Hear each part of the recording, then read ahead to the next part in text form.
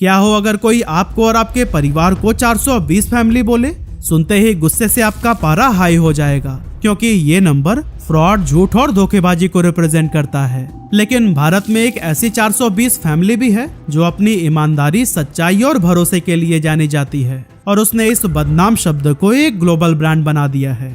I think सुनकर थोड़ा अजीब जरूर लग रहा होगा, लेकिन मैं बात कर रहा हूँ अग्रवाल 420 पापड़ ब्रांड की, जिसकी शुरुआत तो सिर्फ 150 रुपए से हुई थी, लेकिन आज इस ग्रुप की वैल्यूएशन 900 करोड़ रुपए को भी क्रॉस कर चुकी है।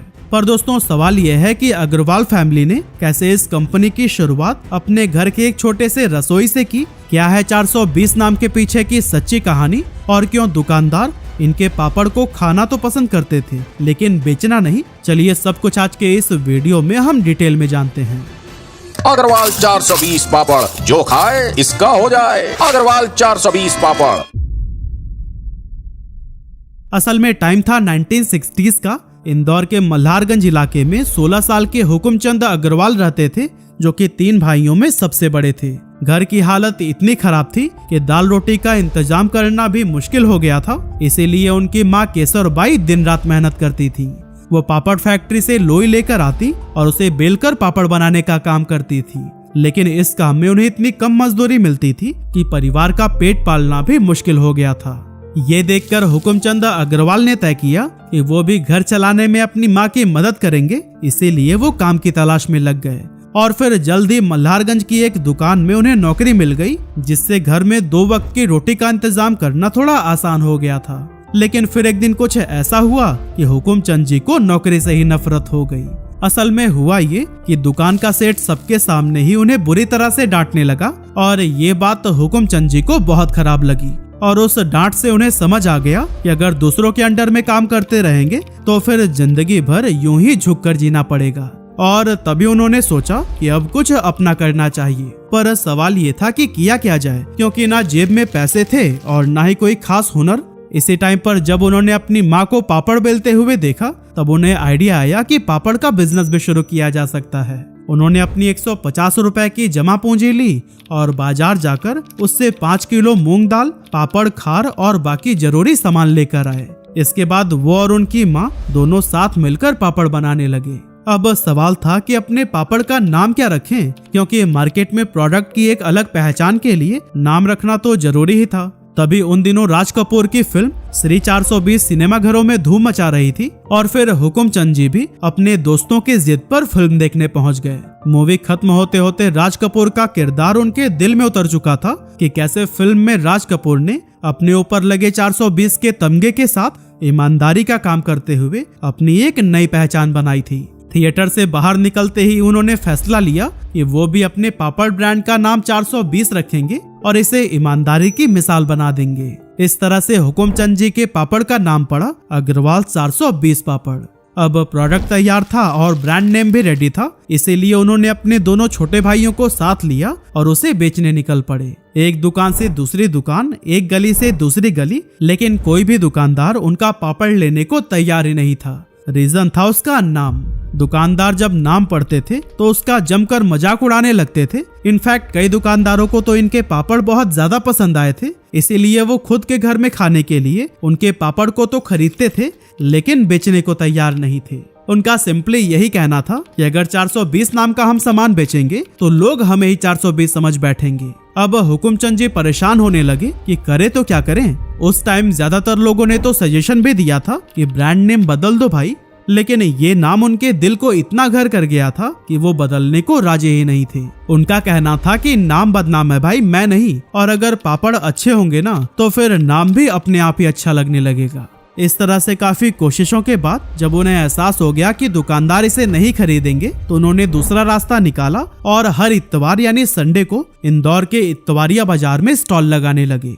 वहाँ पर वो पापड़ परोसते और लोगों को इसे टेस्ट करवाते थे। बस फिर क्या था, स्वाद ने वो कर दिखाया जो नाम नहीं कर पाया था। धीरे धीरे उनके पापड़ की बिक्री बढ़ने लगी। इसके बाद वो घर घर जाकर भी पापड़ बेचने लगे, दुकानों के बाहर स्टॉल और मेले में इसे लोगों को फ्री में टेस्ट कराते। उनके पापड़ का स्वाद इतना बेहतरीन था कि धीरे धीरे ये बदनाम नाम पूरे मल्हारगंज में फेमस होने लगा, जिसके बाद से हुकुमचंद जी ने कांच मंदिर के पास में एक छोटी सी गुमटी किराए पर ली और बाहर एक बड़ा सा बोर्ड लगवाया, अग्रवाल 420 पापड़। जो भी उधर से गुजरता ये नाम देखकर हैरान रह जाता, लेकिन जब वो उस पापड़ का स्वाद चखते तो फिर उसके टेस्ट, टेक्सचर और क्वालिटी से काफी इम्प्रेस होते थे। यही वजह थी कि लोग न चाहते हुए भी दुकान पर बार बार खींचे चले आते थे। इस तरह धीरे धीरे आगे बढ़ते हुए शुरुआत में जहां 20 किलो पापड़ का बैच बनता था वो बढ़कर 100, 200 और कुछ ही समय में 300 किलो तक पहुंच गया। अब भले ही पापड़ की क्वालिटी और टेस्ट ने लोगों का भरोसा जीत लिया था, लेकिन 420 नाम की वजह से परिवार को अब भी काफी कुछ सहना पड़ रहा था। लोग और रिश्तेदार इस नाम को लेकर अब भी ताने मारते और उन पर हंसने लगते थे। घर की बहुएं जब मायके जाती थी तो लोग तंज करते हुए पूछते, आ गई 420 बहू। बच्चे स्कूल जाते तो पीछे से आवाज आती, आ गया भाई 420। स्कूल से लेकर कॉलेज तक अगर हर कोई जो मुझे जानता है तो मुझे जानता है कि मैं 420 पापड़ वाली की बेटी हूँ। शुरू में जब 420 से चिढ़ाते थे लोग तो बहुत बुरा लगता था, ऐसा मन करता था कि इनको मारो या कुछ करो। लेकिन फिर जब बाद में इतनी आइडेंटिटी बन गई तो फिर उसके बाद अब नहीं लगता, अब टीचर्स भी 420 के नाम से जानती है। लेकिन इस मेंटल प्रेशर के बावजूद वो लोग ईमानदारी से अपना काम करते गए और उनके इस लगन का ही नतीजा था कि कुछ ही सालों में 420 पापड़ इंदौर के हर गली नुक्कड़ पर मिलने लगा था। कमाल की बात तो यह है कि पहले जो दुकानदार इस नाम की वजह से उनका पापड़ तक अपनी दुकान में नहीं रखना चाहते थे, अब वो उनके माल के साथ साथ अपनी दुकान में 420 पापड़ का बोर्ड लगाने की इजाजत मांगने लगे थे। शुरुआत में तो उनका घर ही एक छोटा सा फैक्ट्री बना हुआ था जहां परिवार की महिलाएं दिन रात मिलकर पापड़ बनाती थीं। लेकिन जैसे जैसे पापड़ की डिमांड बढ़ने लगी वैसे वैसे इस छोटे से काम को बड़े लेवल पर ले जाना जरूरी हो गया और फिर इसी जरूरत को समझते हुए उन्होंने इंदौर में अपनी पहली मैन्युफैक्चरिंग यूनिट की शुरुआत की और फिर यहीं से असली ग्रोथ की कहानी शुरू हो गई। अब दोस्तों, मास प्रोडक्शन की वजह से धीरे धीरे बिजनेस ने इंदौर की सीमाएं पार करके पूरे राज्य में अपनी पहचान बना ली और फिर जैसे जैसे काम बढ़ा वैसे वैसे तीनों भाइयों ने आपस में अपनी रिस्पॉन्सिबिलिटीज को बांट लिया। सबसे बड़े हुकुमचंद जी ने क्वालिटी और प्रोडक्शन को संभाला और उनकी मां केसरबाई ने भी 82 साल की उम्र तक लोई बनवाने का काम देखा और 103 साल तक परिवार के साथ रही। दूसरे नंबर के भाई कैलाश चंद जी ने लोकल मार्केट और डिस्ट्रीब्यूटर्स को मैनेज करना शुरू किया ताकि प्रोडक्ट सही समय पर सही जगह पहुंचे। सबसे छोटे भाई प्रकाश चंद जी को बिजनेस का अच्छा नॉलेज था, इसीलिए उन्हें बाहर के बाजारों में एक्सपेंशन की जिम्मेदारी दी गई।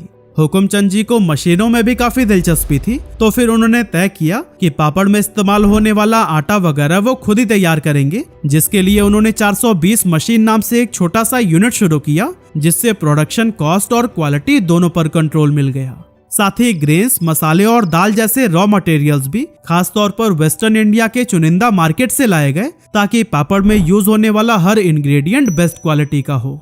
और फिर जैसे जैसे बिजनेस बढ़ता गया वैसे वैसे अगली पीढ़ी के बच्चे भी इसमें शामिल होने लगे।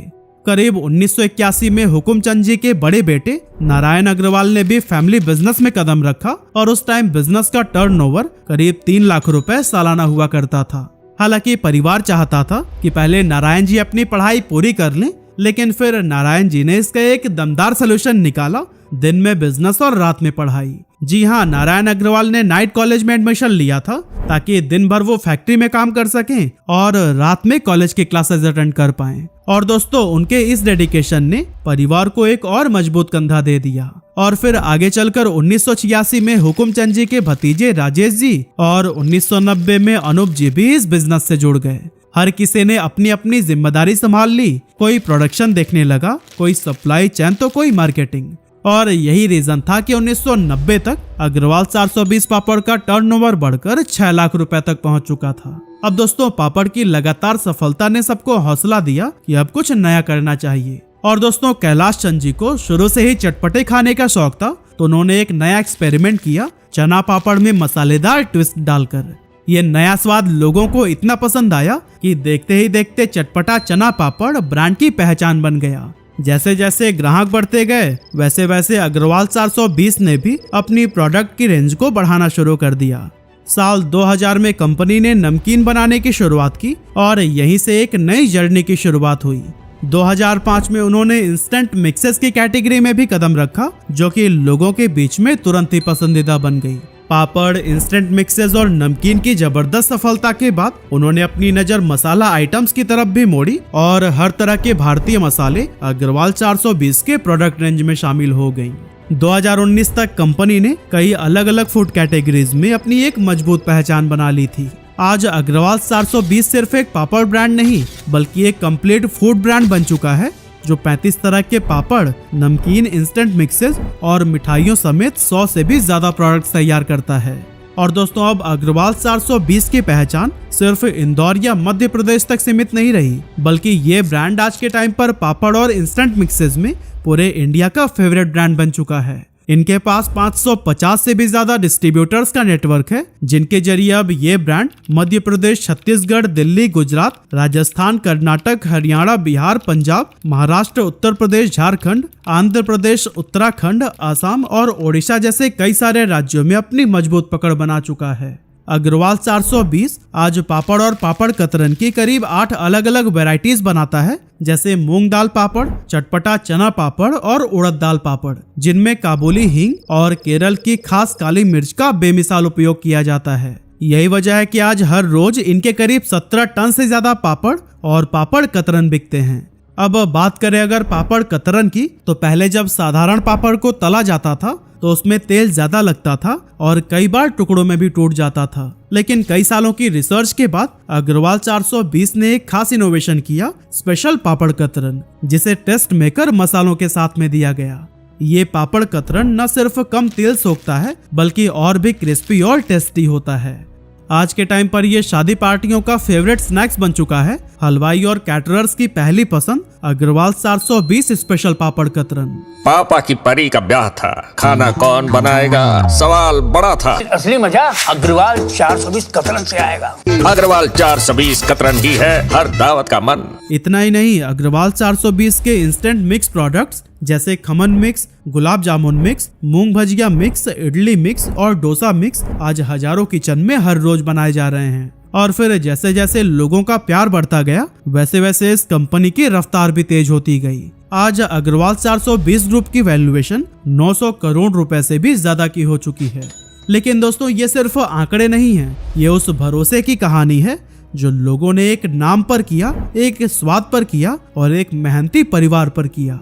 और दोस्तों, इस मुकाम तक पहुंचने में एक और शक्ति रही है करीब 1500 महिलाओं की, जो कि दिन रात पापड़ बेलने का काम करती हैं। ये सिर्फ एम्प्लॉय नहीं हैं, बल्कि इस ग्रोथ जर्नी की असली साथी हैं, जिनके हाथों की मेहनत ने इस स्वाद को घर घर तक पहुंचाया है। जिस 420 नाम को लेकर लोग अभी तक मजाक उड़ाया करते थे, आज वही नाम इस ब्रांड की सबसे बड़ी पहचान बन चुका है। इतना ही नहीं, 420 ग्रुप की 55 से ज्यादा गाड़ियों के नंबर, मोबाइल और लैंडलाइन के नंबर, यहाँ तक कि कंपनी के रेट कार्ड्स में भी आखिरी डिजिट 420 ही होता है।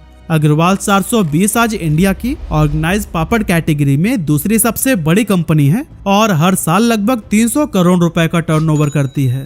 लेकिन दोस्तों, इस मुकाम तक पहुंचने में सिर्फ मेहनत नहीं, बल्कि कुछ शानदार स्ट्रैटेजीज भी रही हैं। तो चलिए अब समझते हैं कि अग्रवाल पापड़ ने आखिर ऐसा क्या किया जो कि बाकी ब्रांड्स नहीं कर पाए। Strategy number 1, bold identity. जहां ज्यादातर कंपनी सेफ और सिंपल नाम चुनती हैं, वहीं हुकुमचंद जी ने एक ऐसा नाम चुना जिसे समाज में अक्सर नकारात्मक माना जाता है, 420। लेकिन उन्हीं की सोच थी कि नाम तो बदनाम हो सकता है, लेकिन अगर काम ईमानदार हो तो एक दिन वही नाम सम्मान का बन जाता है। और हुआ भी बिल्कुल वैसा ही। शुरुआत में लोगों ने मजाक उड़ाया, क्रिटिसाइज किया, लेकिन जैसे जैसे लोगों ने उनके पापड़ का स्वाद, हाइजीन और क्वालिटी देखा, 420 नाम लोगों की जुबान पर चढ़ गया। और आज यही 420 फ्रॉड नहीं, भरोसे और क्वालिटी की पहचान बन चुका है। Strategy number 2, product diversification. पापड़ में जबरदस्त सफलता मिलने के बाद से कंपनी ने उस सफलता पर बैठकर बस उसे एंजॉय करने की बजाय नई नई मार्केट को एक्सप्लोर करने का फैसला किया।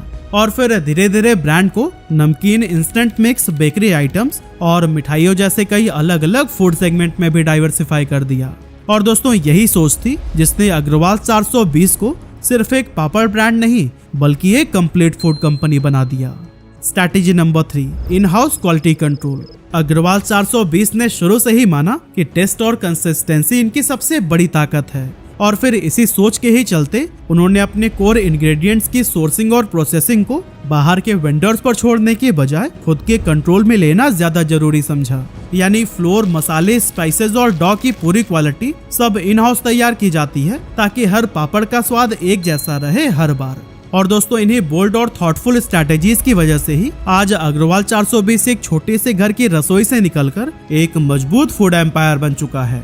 और दोस्तों, आज अग्रवाल 420 पापड़ ग्रुप की कहानी न सिर्फ हमारे देश के रेप्यूटेड न्यूज चैनल्स जैसे एनडीटीवी, इंडिया टीवी और IBN 7 ने कवर की है, बल्कि इनकी जर्नी को Indian institute of management Ahmedabad में भी केस स्टडी के तौर पर बताया जाता है ताकि लोग इस बिजनेस ग्रुप से इंस्पायर होकर कुछ बड़ा करने की हिम्मत जुटा सकें।